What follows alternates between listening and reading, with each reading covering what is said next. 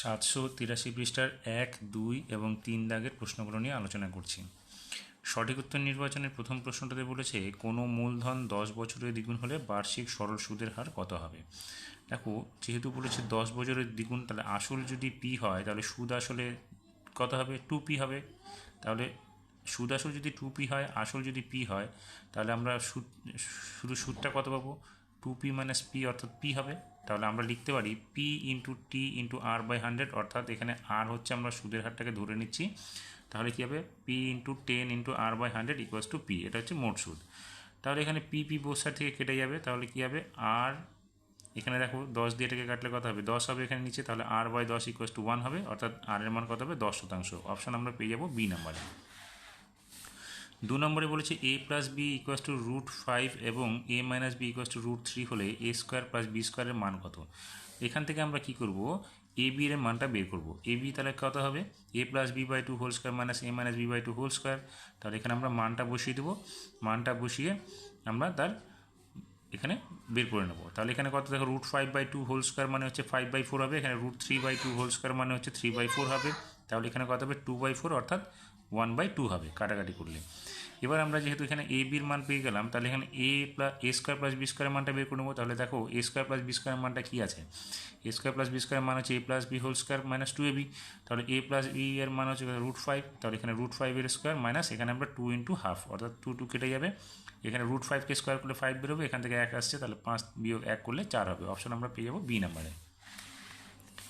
3 নম্বরে বলেছে ও কেন্দ্রীয় বৃত্তে এ বি ব্যাস এবং এ বি সি ডি বৃত্তস্থ চতুর্ভুজ, কোণ এডিসি 120 ডিগ্রি হলে কোণ বিএসি এর মান কত। তাহলে এখানে দেখো, ও কেন্দ্রীয় বৃত্তের এ বি হচ্ছে ব্যাস, যেখানে এ বি সি ডি হচ্ছে একটা বৃত্তস্থ চতুর্ভুজ। এখানে প্রশ্নে বলেছে কোণ এডিসি 120 ডিগ্রি, সেক্ষেত্রে আমরা এটা কত পাবো, এটা পেয়ে যাবো আমরা 180 থেকে বিয়োগ করবো, কারণ বৃত্তস্থ চতুর্ভুজের বিপরীত কোণ দুটির সমষ্টি হচ্ছে 180 ডিগ্রি। তাহলে এখানে কত হবে, 60 ডিগ্রি হবে এটা। এবার দেখো, এটা যদি কেন্দ্রস্থ কোণ হয় এ ও বি, তাহলে এটা হচ্ছে পরিস্থ কোণ, তাহলে এটা হচ্ছে কত, 90 ডিগ্রি। তাহলে আমরা এখানে যেটা প্রশ্ন বলেছে বিএসি, এই বিএসির মানটা কী হবে, 180 ডিগ্রি, কারণ একটা ত্রিভুজের 3টি কোণের সমষ্টি 180 ডিগ্রি। তাহলে 180 ডিগ্রি থেকে আমরা এখানে 60 আর এখানে 90, অর্থাৎ 150 ডিগ্রি বাদ দিয়ে দেবো, তাহলে কত হবে, 30 ডিগ্রি। এবার 4 নম্বরে কী বলছে, সাইন থিটা - 30 ডিগ্রি = হাফ হলে কস থিটার মান কত। দেখো, এখানে সাইন থিটা - 30 ডিগ্রি = হাফের থেকে আমরা হাফের মানটা কী জানি, sin 30। তাহলে বোথ সাইড থেকে সাইন সরে যাবে, অর্থাৎ থিটা - 30 এখানে 30 হবে। তাহলে থিটার মানটা কী হবে, এই -30টা এদিকে এসে এখানে এর সঙ্গে যোগ হয়ে যাবে, অর্থাৎ থিটা = 60। তাহলে কস থিটা মান হচ্ছে cos 60, যার মান হচ্ছে হাফ। আমরা অপশন পাবো বি নাম্বারে।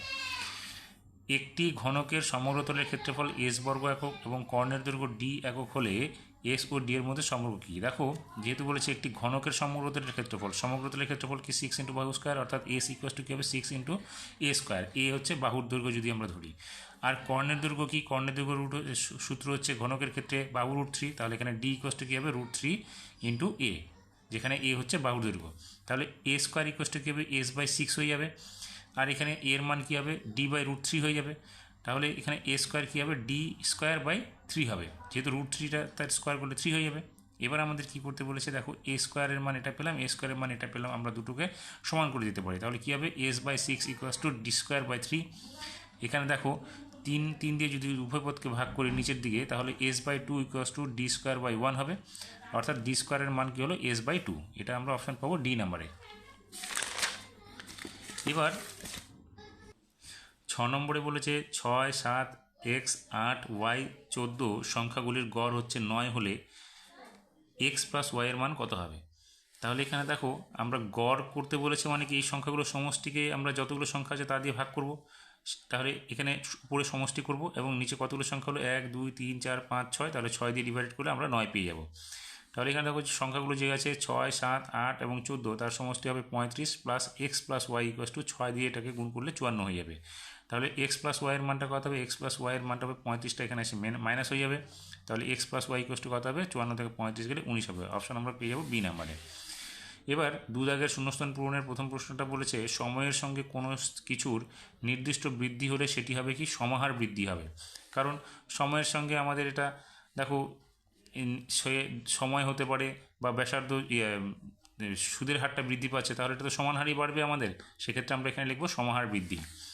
তিনটি ক্রমিক সমানুপাতি ধনাত্মক সংখ্যার গুণফল 64 হলে প্রথম ও তৃতীয়র মধ্যে সমানুপাতটি কত হবে? দেখো তিনটি আমরা যদি ধরে নিই ক্রমিক তিনটি সমানুপাতি এ বি সি, তাহলে A is to B equals to B is to C হবে, অর্থাৎ B square equals to AC হবে। তাহলে প্রশ্নানুসারে আমরা এখানে বলছে তিনটি ক্রমিক সমানুপাতিক গুণফল হচ্ছে 64, তাহলে A into B into C equals to কত হবে? 64।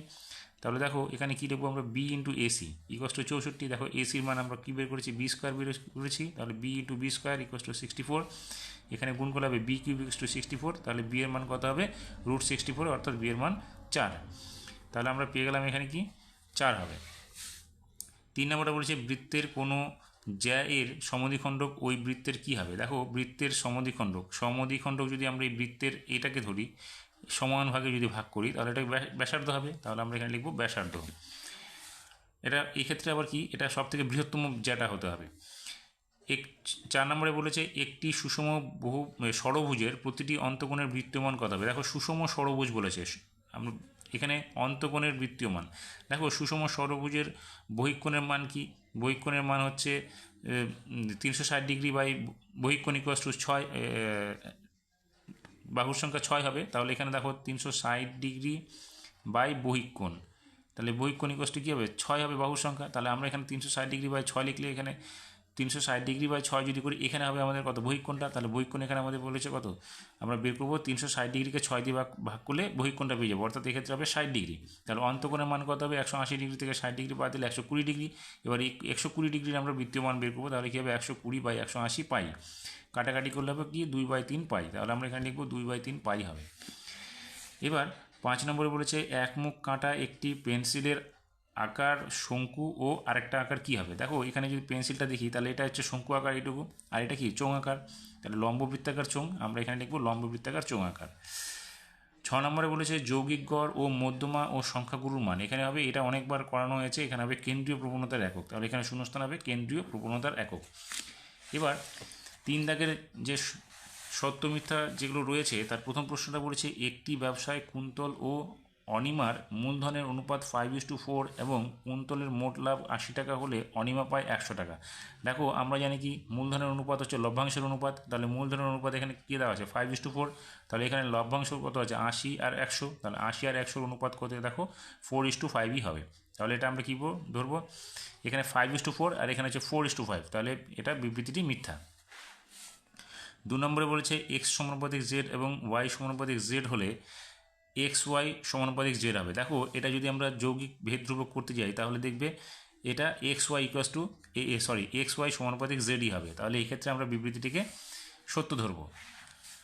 3 নম্বরে বলেছে সকল বৃত্তস্থ সামান্তরিক আয়তক্ষেত্র, এটা সত্যিই হবে, কারণ বৃত্তস্থ সামান্তরিক, এখানে দেখো বৃত্তের মধ্যে যদি একটা সামান্তরিক হয়, আমরা কি জানি সামান্তরিকের বিপরীত বাহুগুলি পরস্পর সমান, তাহলে এখানে যদি আমরা ধরি যে এটা একটা সামান্তরিক, দেখো এই বাহুটা এডি বাহু বিসি বাহু সমান, আবার এবি বাহু এবং সিডি বাহু সমান, এক্ষেত্রে যদি এইরকম হয় তবে সর্বক্ষেত্রে এটা সামান্তরিকটা একটা আয়তক্ষেত্র হবে, তাহলে এটা হবে বিবৃতিটি সত্য।